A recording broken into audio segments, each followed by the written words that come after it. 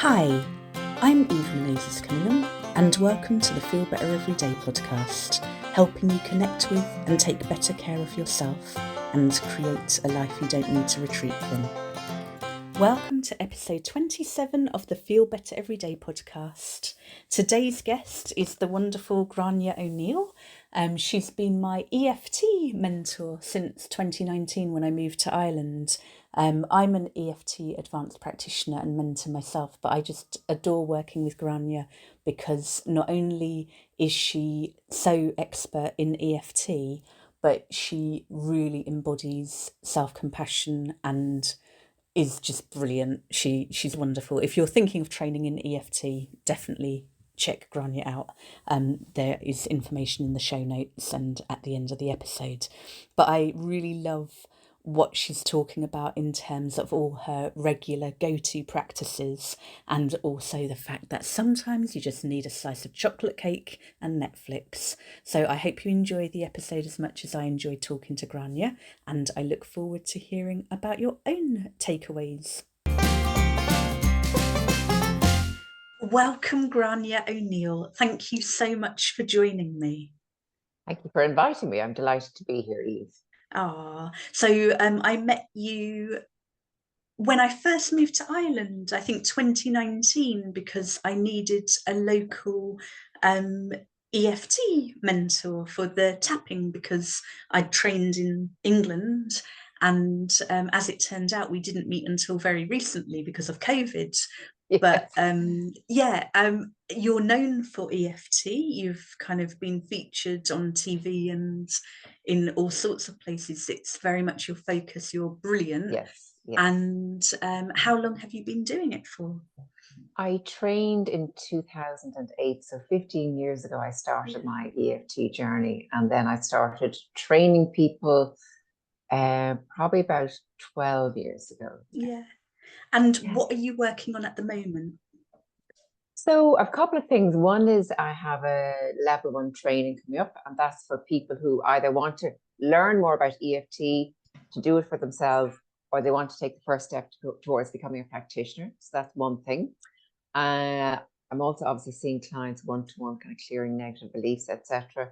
And then also I am developing a Change Your Money Story course. So for anybody who wants to work on their money attitudes, lots of emotion about money. So that's Absolutely. So that's going to be a live online course, but it's not going to be an in-person course as in meeting face-to-face, but it'll be online. So over 6 weeks. So so that's what I'm working on at the moment. Excellent. So I'll include information about all of that in the show notes so people can find you. And I'd love to hear about your ideal self-care and uppercase S self-care morning routine. Okay. So I kind of, was thinking about it when you said to me, well, actually, I need to take a little bit of a step back, because for me, self-care, I think knowing yourself is so important and knowing what works for you. And I know, so for instance, I am an early bird. Okay. So I like to start going to bed around 9 o'clock or 9:15. Usually would have the lights out by 10, probably definitely by 10:30. But that means I'm awake up early in the morning. Like what time scare me? No, not specifically. Now in the summer I might wake up at 5 or 5:30. Just when it's bright, I would break up. But my alarm is set for 6:30, but I'm usually awake before then. So I kind of know that. And knowing that, it means that I can try and schedule my work for earlier in the day, that I'm at my most productive earlier in the day. So that's kind of part of my self-care. And my sweet spot, I know, is about 7.5 hours sleep. So that's kind of my sweet spot. And then the other thing in terms of kind of knowing myself, which feeds into the self-care, is that I am probably more introvert than extrovert. And what that means is that I know I need to be able to unplug, that if there's a lot of busyness or a lot of people, I just get full. And I know that I have a limit and that I will need time to process afterwards. So that's kind of all kind of like feeds into that. And so I just know that I need, if I have a lot of stimulation, I know that I need it just to calm down. So my ideal day, which doesn't always happen, is that I would be up by 6:30, and there'd be a bit of foosting around and faffing around or whatever. And then by about 7, I would get out for an hour's walk. Yeah. So I love to do that. I live near the city, but it's lovely to get out in nature, you know, the trees, etc. So I do that for an hour. I come back, I have my exercise, I do my weights, and then I have breakfast. And then at some stage I'll have the shower or whatever. And it's then that I'll do a little bit of tapping and do meditation. And my ideal, like tapping might be just even for 5 minutes. Yeah. Unless I have something more going on. But the meditation, like the ideal would be to do for 30 to 40 minutes. So that would be my ideal. And then I would get on with my day. And before every client or before any kind of teaching that I'm doing, I will always do a little tap and a little meditation. And call in all of my angels and guides, call in my clients' angels and guides, or my students' angels and guides, so that I know that I'm supported. Absolutely. Supported in all of my work. And then I would have my session or my class, and then afterwards I would give thanks, you know, and also let me just to kind of process whatever has happened. Yeah. And my meditation, like meditation is very personal, you know, and everybody has a different way. And so for me, it is about plugging into the energies of the day. Yeah. So it's not a kind of a mindful thing. I'm not repeating a mantra or anything like that. It's very much a physical thing. It's almost like body work. So my hands will be moving as I'm feeling into the energies of the day. My body might be moving. I might be processing something. So that's kind of what meditation, it is about plugging into a power that is greater than me. Yep. And sometimes information will come to me about, oh, you need to work on this, or here's an idea for that, or whatever. So that would be my meditation. And so it's not a very structured thing, and I just let my body do what it needs to do, my hands need to do, you know, but very often my body will be moving, and just I seem to process very physically. Yeah, brilliant. So that's kind of a meditation.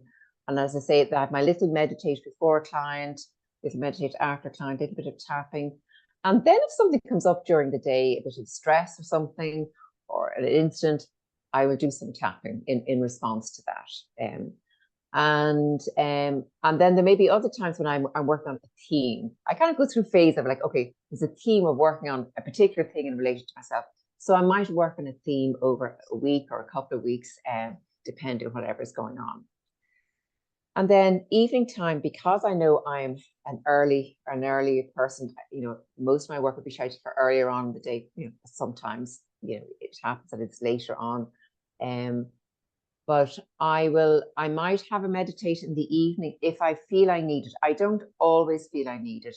But for instance, during COVID, I found that I needed to meditate in the evening. Yeah. That the morning wasn't enough. Yeah. That I think we all have our own COVID anxiety layer. Absolutely. Anxiety. So 2 layers of anxiety, yeah, for just to stand still. So I found that I needed that extra bit in the evening as well. And then I don't have a particular wind down thing before bed, but one thing I do before I go to sleep is I kind of do a gratitude countdown. So I start off, you know, and I work backwards through my day of things that I'm grateful for. Yeah. So number 10 is always, I'm grateful for my husband, my house, where I live, the cat. It could be, you know, the nice garden, the flowers in the garden, or the fact that I'm near a bus stop, you know, all these things that are static, and they're the same every day. So I lump them all into one. Okay. And then I work back in reverse order through my day. So it might be, oh, I had a nice conversation with somebody, or I cooked a nice dinner. And then I'm going back, as I say, throughout the day. And then, you know, might be, oh, I found a parking space easily, or I had a nice interaction with somebody. And then when I get down to one, my one is, I always say, thank you for the lessons I've learned, and thank you for the lessons I've yet to learn. So that's kind of my practice before I go to sleep. And, you know, I always do that then, before I kind of nod off. Sounds absolutely gorgeous. And it sounds like you've got it well integrated. But I want to ask, if things are challenging, if things are hectic, I know you've recently walked past part of the Camino Trail, haven't you? Yes. When things are different, what's your pared down essential? Yes. So my pared down essentials are, I would try to get in the meditation maybe about 15 minutes. Yeah. Okay. A little bit of tapping if I needed it. And that would really be enough for me then for the day. Yeah. But so I have my ideal and then I have my paired. We're human. Exactly. Yeah. And, yes, and I think the walk is very important to me as well, trying to get out for the walk. However, there are times when actually, and it's really important to listen to your body. Yeah. That actually, I'm just too tired. So for whatever is going on, and it's not about pushing yourself. And so if I kind of feel actually, my body is saying that I need to rest, I need to just stop, then that's what I will do. Okay. Yeah. So I don't push myself. And, sometimes self-care is not about all the worthy things, the meditate. Yeah. Sometimes what you need to do is to sit down on the couch with a nice slice of chocolate cake and watch Netflix. Absolutely. That's exactly what you need. Yeah. So I'm not precious about it. If I miss it, fine, Yeah. And it's funny, when I have more time the weekends, I tend to actually very rarely meditate at the weekend. It's usually during the week. So I'm not precious about it, but I do kind of have these kind of corners. So I think exercise is really important for me. But then if I miss a day, or if I have a client coming at 9 o'clock in the morning, if I'm doing a face-to-face or on Zoom, if I'm doing this, first of all, face-to-face, I know I have to have the house tidy. You know what I mean? So I'm not going to get out. I'm not going to, actually me doing an hour's walk and putting pressure on me. So I just say, okay, look, I prefer just to do whatever, sweep, that I put everything under the sofa. So no, I just tidy away. So, I make it work for me, but I'm not kind of precious about it. And I think what you're saying, what's coming across, and I know from working with you over these years, your compassion and your groundedness, and it's so lovely to hear, because you've applied it to me.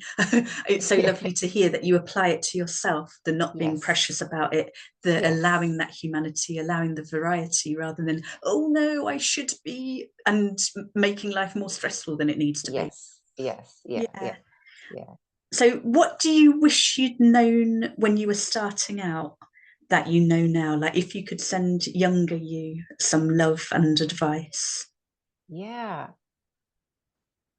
I think knowing that I was an introvert, more introverted, that was a big realization. Yeah. And that I need time to process. I think that would have been hugely beneficial for me. I think I probably wouldn't have gotten chronic fatigue all those years ago. And being in touch with my emotions, because I certainly was not in touch with my emotions. But if I was able to have the self-awareness about my emotions and, being able to express my emotions and to process, but also, just being able to take stock, take time, slow things down. Yeah. Thank you so much for joining me. Where can people find you? So if you look up just transformationtapping.com, and that'll bring you to my website, which is gráinnemo'Neill.com.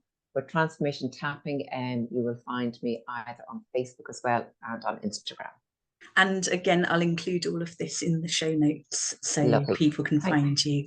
Thanks a million. Really appreciate it. Thank you, Eve. Yeah, lovely to see you. Thank you. Bye. Bye.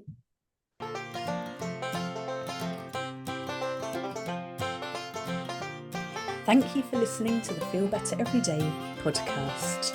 As you listened to Grania talk about her very specific practices, which all sound wonderful, and also her giving herself permission to skip them when she needs a rest, even from what she calls the worthy self-care in favour of chocolate cake and Netflix.